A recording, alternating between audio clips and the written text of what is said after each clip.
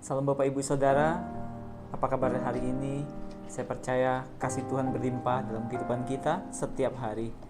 Mari Bapak Ibu, sebelum saya sharing firman Tuhan, saya ajak kita berdoa. Tuhan, Kau berkati setiap kami, berkati kami ya Tuhan, dan kami sesuai dengan rencana Tuhan. Dalam nama Yesus kami berdoa, amin. Nah, Bapak Ibu, kita akan belajar menjadi orang yang dipakai Tuhan, yang dipilih Tuhan. Kita buka di dalam Kisah Para Rasul 6 ayat 1 sampai 7. Firman Tuhan berkata, 7 orang dipilih untuk melayani orang miskin. Pada masa itu ketika jumlah murid makin bertambah, timbullah sungut-sungut di antara orang-orang Yahudi yang berbahasa Yunani terhadap orang-orang Ibrani karena pembagian kepada janda-janda mereka diabaikan dalam pelayanan sehari-hari. Berhubung dengan itu, kedua belas rasul itu memanggil semua murid berkumpul dan berkata, "Kami tidak merasa puas karena kami melalaikan firman Allah untuk melayani meja. Karena itu saudara-saudara, pilihlah 7 orang dari antaramu yang terkenal baik dan yang penuh dengan roh dan hikmat, supaya kami mengangkat mereka untuk tugas itu, supaya kami sendiri dapat memusatkan pikiran dalam doa dan pelayanan firman." Usul itu diterima baik oleh seluruh jemaat, lalu mereka memilih Stefanus, seorang yang penuh iman dan Roh Kudus, dan Filipus, Prokorus, Nikanor, Timon, Parmenas, dan Nikolaus, seorang penganut agama Yahudi dari Antioquia. Mereka itu dihadapkan kepada rasul-rasul, lalu rasul-rasul itu pun berdoa dan meletakkan tangan di atas mereka. Firman Allah makin tersebar dan jumlah murid di Yerusalem makin bertambah. Banyak juga sejumlah besar imam menyerahkan diri dan percaya. Nah Bapak Ibu, ketika terjadi kebangunan rohani, penuaian, dan jiwa banyak semakin datang kepada Tuhan, Tuhan memakai kita, mempersiapkan kita menjadi alat-alat untuk dipakai Tuhan. Tapi kita juga mesti belajar dari firman Tuhan, apa sih kriteria yang ketika kita dipersiapkan. Pertama adalah kita mesti pastikan bahwa kita sudah lahir baru. Lahir baru di sini artinya bahwa kita sudah percaya pada Yesus, dan kemudian setelah kita lahir baru, posisi kita tidak lagi berada dalam gelap, tapi kita berada di terang. Dan dalam kehidupan terang kita dipakai Tuhan untuk memancarkan terang, memberitakan kabar baik. Nah, ketika murid-murid bertambah banyak di Yerusalem, jadi terjadi penuaian, dan kemudian ada orang-orang yang kemudian timbul sungut-sungut di antara orang Yahudi dan berbahasa Yunani terhadap orang Ibrani karena pembagian janda-janda mereka diabaikan dalam pelayanan sehari-hari. Nah, di sini Bapak Ibu ada pelayanan kepada janda-janda, pelayanan diakonia. Nah, Tuhan bisa pakai kita dalam pelayanan diakonia. Bagaimana kita dipakai untuk membantu orang-orang yang kesulitan, orang-orang yang sedang membutuhkan pertolongan. Apalagi sekarang di zaman yang sekarang Bapak Ibu, banyak terjadi goncangan pandemi COVID-19, banyak orang yang membutuhkan uluran tangan. Di situ kita melayani. Firman Tuhan juga katakan di sini ada pelayanan firman Allah, pelayanan meja, dan juga pelayanan bagaimana pelayanan dalam doa dan pelayanan dalam firman. Artinya ada yang dipanggil untuk khusus memang dia melayani di bagian doa. Ada yang khusus dipanggil melayani untuk di bagian pemberitaan firman. Tetapi semuanya sama-sama pergi memberitakan kabar baik. Tapi ada orang yang diutus untuk melayani meja. Nah, bagaimana kriterianya? Yang pertama firman Tuhan katakan begini, "Karena itu saudara-saudara, pilihlah 7 orang dari antaramu yang terkenal baik." Bapak Ibu, kita mesti melihat bahwa kita hidup karena anugerah Tuhan. Ketika kita dipindahkan dari gelap ke terang, Tuhan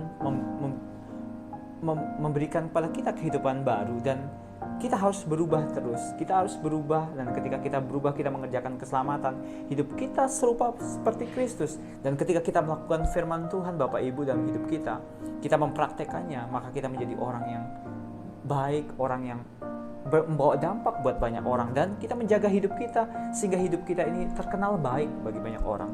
Tadinya kita nggak baik, tetapi karena kita telah percaya pada Yesus, maka hidup kita menjadi baik. Kita harus menjadi lebih baik, menjadi serupa dengan Kristus. Jadi katakan firman Tuhan, 7 orang yang dari antaramu terkenal baik. Dan kemudian dikatakan yang penuh dengan roh dan hikmat. Penuh dengan roh, artinya gini, penuh dengan Roh Kudus, penuh dengan hikmat, penuh dengan pengertian. Jadi pertama adalah terkenal baik, yang kedua penuh dengan roh, dan yang ketiga penuh dengan hikmat, penuh dengan kebijaksanaan, penuh dengan pengertian. Usul itu diterima baik oleh seluruh jemaat, lalu mereka memilih Stefanus, seorang yang penuh iman dan Roh Kudus. Ternyata Bapak Ibu ada 4 kriteria. Pertama, kita mesti terkenal baik, artinya kita mempraktikkan firman Tuhan dalam hidup kita. Kita melakukan firman Tuhan dalam hidup kita. Kita mempraktikkan gaya hidup kerajaan Allah, gaya hidup firman Tuhan, maka kita menjadi orang baik. Yang kedua, penuh dengan Roh Kudus. Artinya, kita dibaptis Roh Kudus. Kita dipenuhi dengan Roh Kudus waktu kita terima Yesus. Roh Kudus ada dalam hidup kita, tetapi ketika kita dibaptis, kita dipenuhi, dan kemudian kita mengeluarkan buah roh, manifestasi buah roh dalam hidup kita, penuh dengan Roh Kudus. Kemudian penuh dengan hikmat. Kita bisa mengerti. Bagaimana kita bisa penuh dengan hikmat? Minta hikmat dari Tuhan, minta pengertian dari Tuhan, dan belajar kebenaran firman Tuhan, praktekkan dalam hidup kita. Dan yang berikutnya adalah penuh dengan iman. Penuh dengan iman, percaya kepada firman Tuhan. Apa yang tidak mungkin menjadi mungkin. Nah, ketika kita memiliki 4 kriteria ini Bapak Ibu, kita bisa melangkah melayani jiwa-jiwa, kita bisa melangkah memenangkan banyak orang bagi Tuhan. Pelayanan banyak tertulis di sini. Ada pelayanan memberitakan firman Tuhan, ada pelayanan dalam doa, ada pelayanan meja, pelayanan diakonia, menolong orang-orang yang membutuhkan. Dan intinya ayat 7, firman Allah makin tersebar dan jumlah murid di Yerusalem makin bertambah banyak.